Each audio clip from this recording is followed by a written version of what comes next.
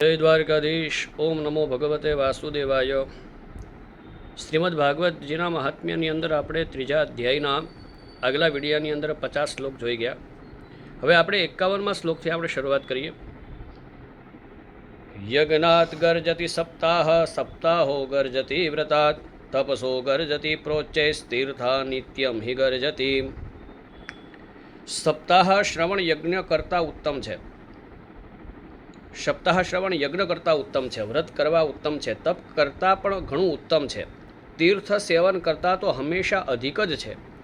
યોગ કરતાંય ઉત્તમ છે. ત્યાં સુધી કે ધ્યાન અને જ્ઞાન કરતાં પણ ઉત્તમ છે. યોગાત ગર્જતિ સપ્તાહો ધ્યાનાત જ્ઞાનાચ ગર્જતિ કિમ રૂમો ગર્જનમ તસ્ય રે રે ગર્જતિ ગર્જતિ. અરે સપ્તાહ શ્રવણની વિશેષતાનું કેટલું વર્ણન કરવું, એ તો બધાય કરતાં ઉત્તમ છે. શૌનકોવાચ સાશ્ચર્યમેતત્ કથિतं કથાનકં જ્ઞાનાદિધર્માન વિગણ્ય સાંપ્રતમ નિઃશ્રેયસે ભાગવતમ પુરાણમ જાતમ કુતો યોગવિદાદિસૂચકમ. શૌનકજીએ પૂછ્યું કે હે સુતજી, આ તો તમે મોટા આશ્ચર્યની વાત કહી. આ ભાગવત પુરાણ ખરે જ યોગવેતા બ્રહ્માજીના પણ આદિ કારણ એવા શ્રી નારાયણનું નિરૂપણ કરે છે. પરંતુ મોક્ષ પ્રાપ્તિમાં જ્ઞાન વગેરે બધા જ સાધનોને અવગણીને આ યુગમાં ભાગવત પુરાણ એ બધા કરતાં પણ કેવી રીતથી ચડી ગયું. સૂત ઉવાચ યદા કૃષ્ણો ધરામ ત્યક્ત્વા સ્વપદમ ગંતુમુદ્યતઃ એકાદશમ પરિશ્રુત્યા યુદ્ધવો વાક્યમબ્રવીત. સૂતજી કહે છે કે હે શૌનકજી, ભગવાન શ્રી કૃષ્ણ આ ધરાધામ છોડીને જ્યારે પોતાના નિત્યધામ ભણી જવા લાગ્યા ત્યારે તેમના મુખારવિંદમાંથી 11મા સ્કંદનો જ્ઞાનોપદેશ સાંભળીને પણ ઉદ્ધવજીએ આ પૂછ્યું હતું. ઉદ્ધવ ઉવાચ ત્વમ તુ યાસ્યસી ગોવિંદ ભક્ત કાર્યમ વિધાય ચ મચ્ચિત્તે મહતી ચિંતા તામ શ્રુત્વા સુખમાવહ. કે હે ગોવિંદ, ઉદ્ધવજી બોલ્યા કે આપ તો હવે પોતાના ભક્તોનું કામ કરીને પરમધામ જવા ઈચ્છો છો, પણ મારા મનમાં એક મોટી ચિંતા છે. તે સાંભળીને આપ મને શાંત કરો. આગતોયમ કલિરઘોરો ભવિષ્યંતિ પુનઃ ખલા તત્સંગેનેવ સંતોપી ગમિષ્યંત્યુગ્રતામ યદા.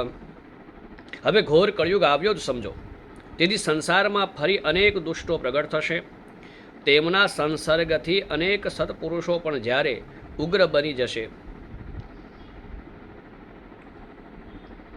તદા ભારવતી ભૂમિર ગોરૂપેયમ કમાશ્રયેત અન્યો ન દ્રશ્યતે ત્રાતા ત્વત્તઃ કમલલોચન. ત્યારે તેમના ભારથી દબાઈને આ ગાય રૂપી પૃથ્વી કોના શરણે જશે? હે કમલનયન, મને તો આપના સિવાય અન્ય કોઈ આનું રક્ષણ કરનાર છે એવું દેખાતું નથી. અતઃ સત્સુદયામ કૃત્વા ભક્તવત્સલમાવ્રજ ભક્તાર્થામ સગુણો જાતા નિરાકારોપી ચિન્મય. તેથી હે ભક્તવત્સલ, આપ સાધુ પુરુષો પર કૃપા કરો અને અહીંથી ન જાઓ. હે ભગવાન, આપ નિરાકાર અને ચિન્હ માત્ર છો, છતાં પણ ભક્તો માટે જ આપે આ સગુણ રૂપ ધારણ કર્યું છે.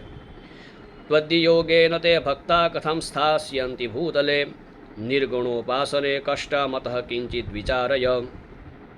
તો પછી ભલા આપનો વિયોગ થતાં તે ભક્તજનો આ પૃથ્વી પર કેમ રહી શકશે?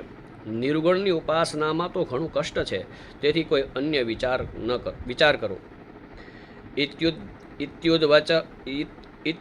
ઉદ્ધવવચ શ્રુત્વા પ્રભાસે ચિંતયદ્ધરી ભક્તાવલંબનાર્થાય કિમ વિધેયમ મયેતિ ચ.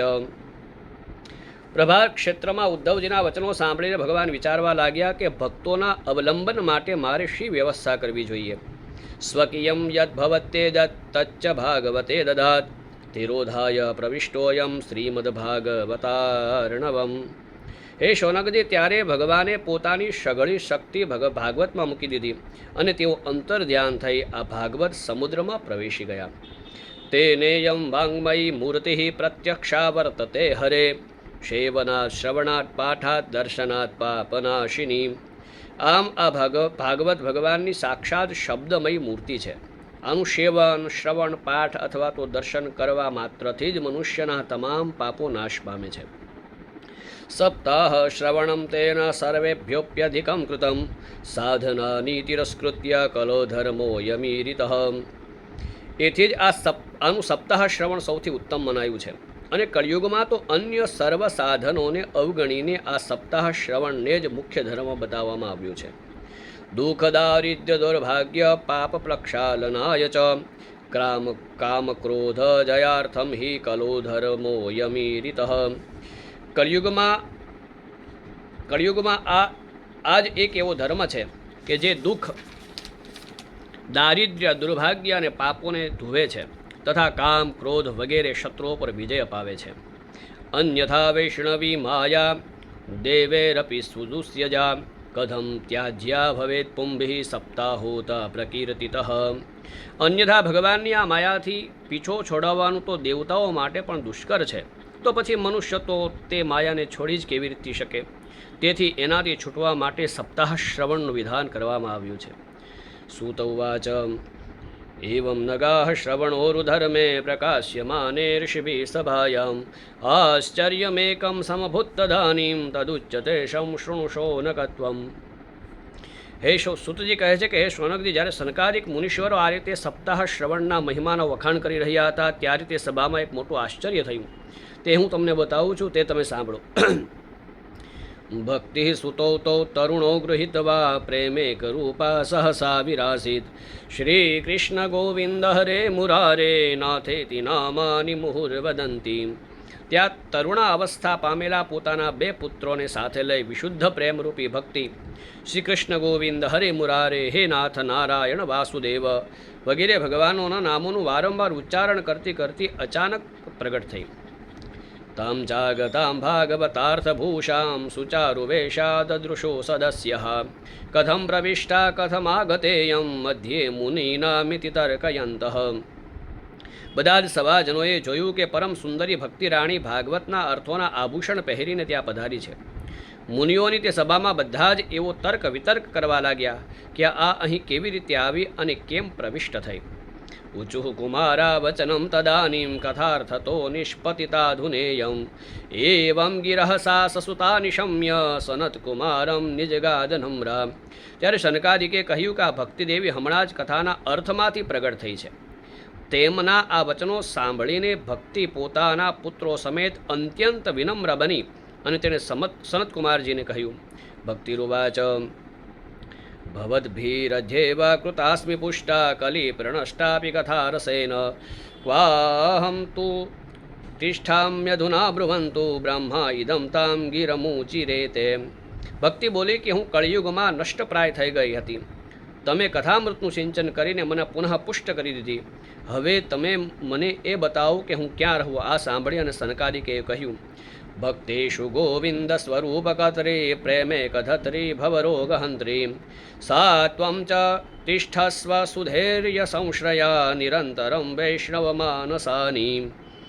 તમે ભક્તોને ભગવાનનું સ્વરૂપ પ્રદાન કરનારા, અનન્ય પ્રેમનું સંપાદન કરનારા અને સંસારના રોગોને નિર્મૂળ કરનારા છો. તેથી તમે ધૈર્ય ધારણ કરીને નિત્ય નિરંતર વિષ્ણુ ભક્તોના હૃદયમાં જ નિવાસ કરો.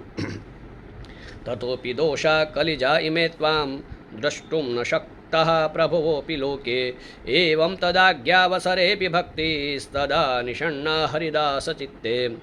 કળિયુગના આ દોષો ભલે આખા સંસાર પર પોતાનો પ્રભાવ પાડે, પરંતુ ત્યાં તેમની દ્રષ્ટિ પણ તમારા પર પડશે નહીં. આ રીતે સનકાદિકની આજ્ઞા મળતા જ ભક્તિ તરત જ ભગવત ભક્તોના હૃદયમાં જઈ અને બિરાજમાન થયા. સકલ ભુવન મધ્યે નિર્ધનાસ્તેપી ધન્ય નિવસતિ હૃદયેષાં શ્રી હરેર્ભક્તિરેકા હરિરપી નિજલોકમ સર્વથાતો વિહાય પ્રવિશતિ હૃદિતેષાં ભક્તિસૂત્રોપનદ્ધઃ. જેમના હૃદયમાં એકમાત્ર શ્રી હરિની ભક્તિ નિવાસ કરે છે તેઓ ત્રિલોકીમાં અત્યંત નિર્ધન હોવા છતાં પણ ધન છે. કારણ કે આ ભક્તિને તાતણે બંધાઈને તો સાક્ષાત ભગવાન પણ પોતાનું પરમધામ છોડી તેમના હૃદયમાં આવી અને વસે છે. મૃમોદ્યતે કિમધિકમ મહિમાનમેવં બ્રહ્માત્મકસ્ય ભુવિ ભાગવતાવિધસ્ય સંશ્રયાન નિગદિતે લભતે સુભક્તા શ્રોતાપી કૃષ્ણ સમતા મલમન્ય ધર્મૈઃ. પૃથ્વીલોક પર આ ભગવાન સાક્ષાત પરબ્રહ્મનો વિગ્રહ મૂર્તિરૂપ છે. આપણે એના મહિમાનું કેટલું વર્ણન કરીએ. એનો આશ્રય લઈ એને સંભળાવવાથી તો સાંભળનાર અને સંભળાવનાર બંનેને ભગવાન શ્રી કૃષ્ણની સમતા પ્રાપ્ત થાય છે. તેથી એને છોડી અન્ય ધર્મોના આચરણનું શું પ્રયોજન. જય જય શ્રી પદ્મપુરાણે ઉત્તરખંડે શ્રીમદ્ભાગવત મહાત્મ્યે ભક્તિ કષ્ટ નિવર્તન નામ તૃતીયો ભગવાન કૃષ્ણાર્પણમસ્તુ. અહીંયા આપણે શ્રીમદ ભાગવતજીના ત્રીજા અધ્યાયને ભગવાન દ્વારકાધીશના ચરણોમાં સમર્પિત કરીએ. 51થી લઈ અને 74 શ્લોક સુધીનો આજે આપણો અધ્યાય છે ભગવાનના શ્રી ચરણોમાં સમર્પિત. જય શ્રી કૃષ્ણ, જય દ્વારકાધીશ. ઓમ નમો નારાયણ.